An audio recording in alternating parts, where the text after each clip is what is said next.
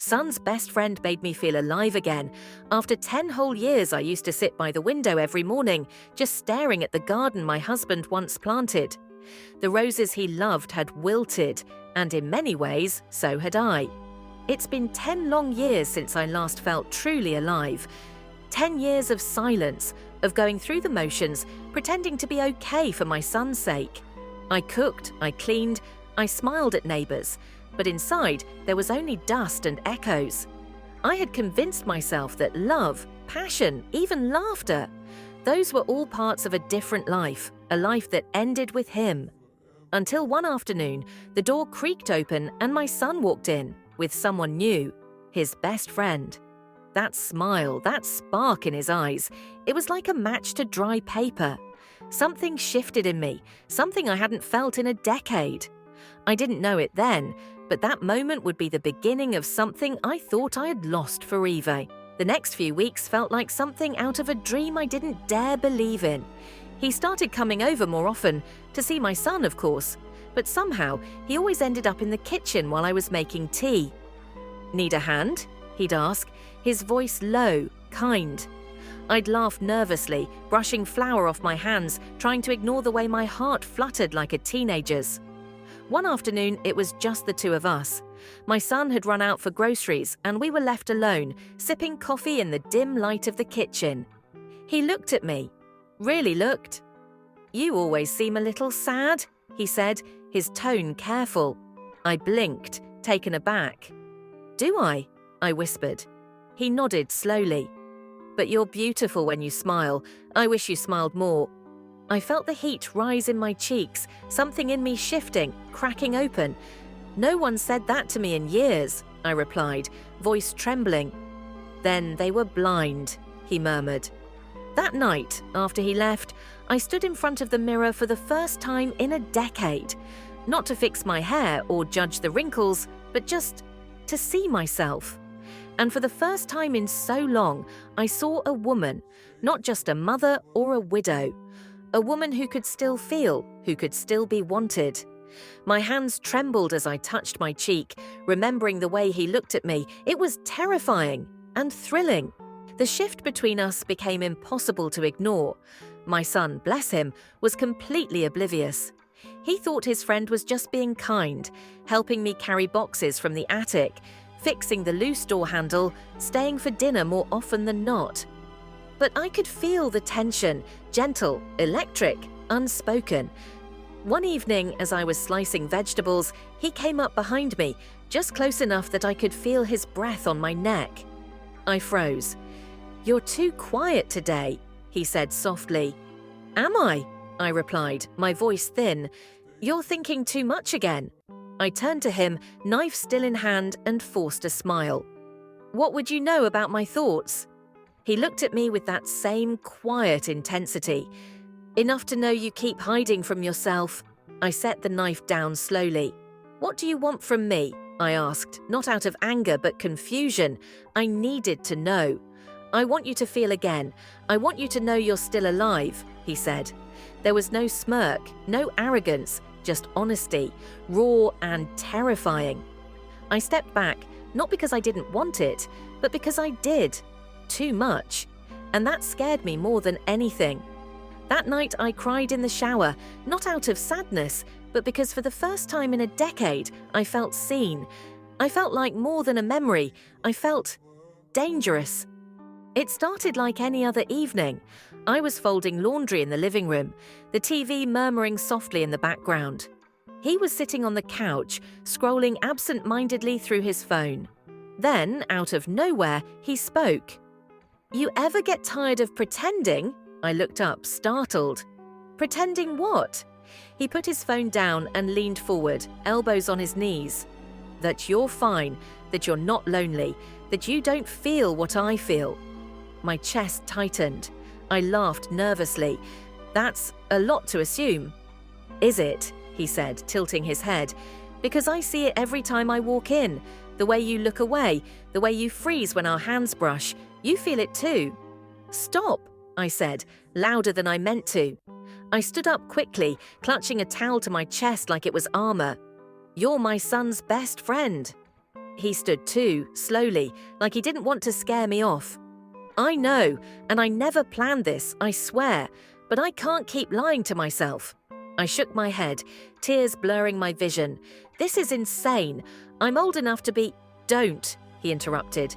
Don't finish that sentence, because when I'm with you, I don't see an age. I see you, the way you laugh, the way you look when you're lost in thought. You're the most alive thing I've seen in years. I turned away, heart pounding. This can't happen. He stepped closer, voice barely a whisper. But what if it already is? And for a second, just one trembling second, I wanted to believe him. The days that followed were the most confusing of my life. Everything looked the same. The house, the meals, the quiet evenings. And yet nothing felt the same. He was still coming over, helping out, laughing with my son, staying a little longer than necessary. But now every glance between us was loaded. Every silence had weight. I caught myself dressing with more care. Just a touch of lipstick, a spritz of perfume I hadn't used in years. I hated myself for it, and yet I couldn't stop. I was drawn to him like gravity. One morning, I stepped outside to find him kneeling in the garden, his hands buried in soil, tending to the rosebush my husband planted years ago. That bush had barely bloomed since his death. But now, a single red rose stood tall among the green. He looked up when he heard the screen door creak. Didn't think anyone cared about those roses anymore, I said. He wiped his hands on his jeans. I figured they deserved another chance, like some things in life. I folded my arms across my chest, heart pounding. You think this, us, is one of those things? He stood slowly, brushing dirt from his palms. I don't know what to call it. I just know I think about you, constantly. I took a breath, shaky and shallow. He planted those roses for me, you know, said they reminded him of my fire. He stepped closer. And it's still there, maybe buried, but not gone. You have no idea how wrong this feels, I whispered, and how right. He didn't try to kiss me. He just reached out and took my hand. Gently. No pressure, no demand. Just presence. Warmth. I let him. In that moment, I stopped thinking about what was proper. I stopped protecting the past, and for the first time in years, I let myself exist in the present. That night, I couldn't sleep. I lay in bed staring at the ceiling, his words echoing in my mind. I want her, the real you. Every sound in the house seemed louder. The creak of the floorboards, the wind brushing against the windows. My own heartbeat, racing like it belonged to someone half my age. Around midnight, I got up. My hands trembled as I wrapped a shawl around my shoulders. I wasn't sure what I was doing, only that I couldn't stay still anymore.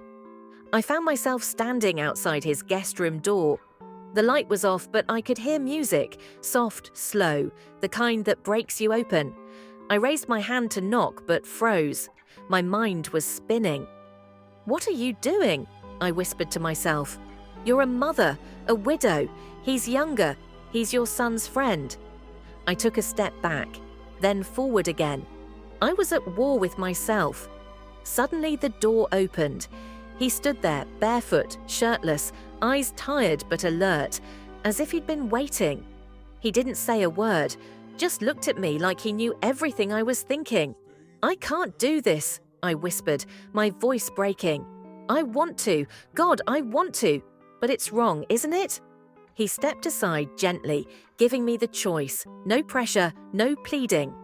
You don't have to come in, he said. But if you do, I'll never let you forget how it feels to be truly wanted again. I stood there for what felt like forever, on the edge of something wild and terrifying and real. My breath hitched, my feet wouldn't move, but my heart had already crossed the line. I took a breath and stepped into the room, the door quietly closing behind me. The air felt heavier now, thick with tension, memory, and something else. Something alive. He was still standing there, his eyes never leaving mine. He looked unsure, vulnerable even. I could feel his heart beating through the silence. And mine was pounding like a drum, but not from fear, from recognition. "I shouldn't be here," I murmured, more to myself than to him. "Then why are you?" he asked, voice low and steady. I shook my head. "Because I'm tired. So tired of pretending I don't feel anything, of waking up and only existing." He took a slow step toward me. "Then don't pretend. Not here. Not with me." There was a pause, a fragile moment that could have broken with a breath. I looked at him and saw everything I'd tried to forget I was still capable of. Desire, vulnerability, trust. "I don't know how to do this," I admitted. He smiled gently. "Neither do I, but I want to learn with you." I reached out, slowly, carefully, and touched his hand. It was warm, solid, grounding. He didn't pull me into some dramatic kiss. He just held my hand, looked at me like I was something sacred. And that was the moment. Not when he kissed me, not when he touched my face, but when he didn't rush me, when he just stood there, letting me come undone at my own pace.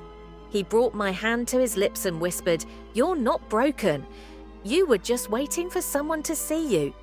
And for the first time in a decade, I let myself be seen, not through the eyes of grief, not through guilt, but as a woman rediscovering her own soul. It's strange how life shifts in quiet moments, not grand gestures. Now, the house feels different, lighter, warmer. The air no longer carries only silence and ghosts, but something soft, almost like hope. He still comes by. Not every day, not in a way that would raise eyebrows. Sometimes just for coffee. Sometimes he stays and watches old movies with me on the couch, his hand gently resting over mine like a secret only we understand. My son still doesn't know. And maybe that's okay. Some stories don't need to be told out loud to be real. I don't wear black as often anymore. I started buying flowers again, roses like the ones my husband planted. And I talk to them when I water them. Sometimes I even smile at my reflection. I haven't said the words to him yet, he hasn't either. But we don't need to. We're rebuilding something that has no label, no plan, just presence and peace. I don't know where this path leads. I don't even know if it's forever. But what I do know is that after 10 long years of surviving, I am finally alive again.